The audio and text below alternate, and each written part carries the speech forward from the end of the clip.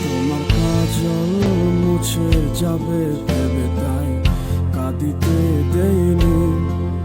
তুমি আঘাত পাবে মনে তাই ভেবে অভিমান করিনি।